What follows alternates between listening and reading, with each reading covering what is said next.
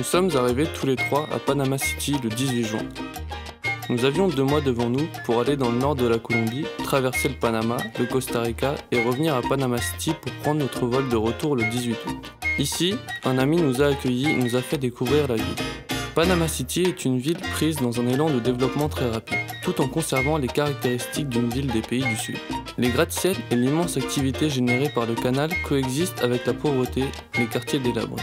Après quelques jours passés à la Isla Taboga et Isla Grande, nous avons pris un petit avion pour rejoindre la frontière colombienne. De là, nous avons embarqué dans un petit bateau pour traverser la frontière et arriver à Trigana, en Colombie. Nous avons eu l'opportunité de vivre pendant quelques jours dans cette communauté où nous avons pris part aux activités quotidiennes nécessaires dans la jungle. Le fait de vivre en marge de la société nécessite une autosuffisance qu'ils ont réussi à atteindre grâce à l'agriculture, l'artisanat et différents projets subventionnés. D'autres projets ont aussi été réalisés. La construction d'une école, un travail avec les communautés avoisinantes, notamment sur le respect de la faune et la flore, l'apprentissage de différentes formes d'agriculture et la production d'énergie.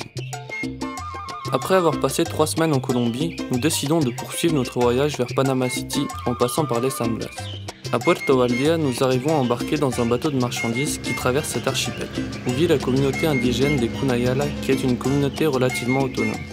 Cette population, repoussée du continent par les colons, s'est déplacée sur des îles de coraux. Cet isolement a permis une conservation de leur culture, de leur mode de vie.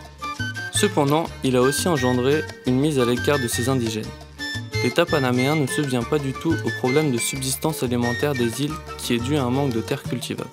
Seuls des petits entrepreneurs panaméens, mais surtout colombiens, assurent un commerce avec les Kunas.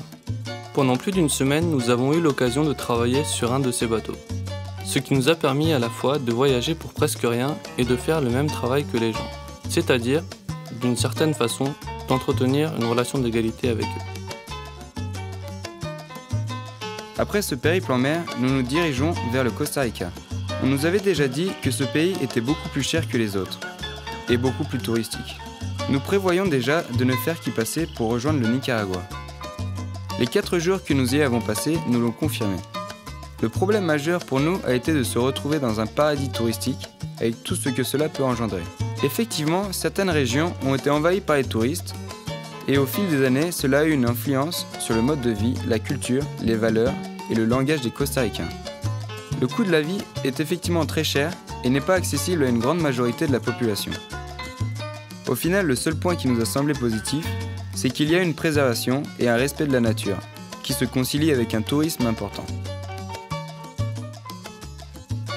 Il a été impressionnant de voir que 2 pays voisins puissent être à ce jour aussi différents. À première vue, le Nicaragua est plus pauvre, mais détient une autre forme de richesse, notamment lorsqu'on en vient au rapport humain. En effet, nous avons beaucoup plus ressenti la culture latino-américaine par l'accueil chaleureux, la sociabilité des gens. D'autre part, au niveau du paysage, nous avons remarqué une véritable rupture. La végétation est moins verdoyante, nous nous rapprochions d'un climat plus sec.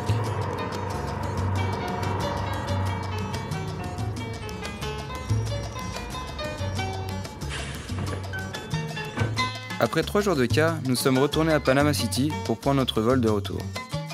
Il nous a fallu quitter la chaleur des latitudes tropicales, la chaleur de ces populations, quitter ces paysages étrangers qui nous devenaient familiers.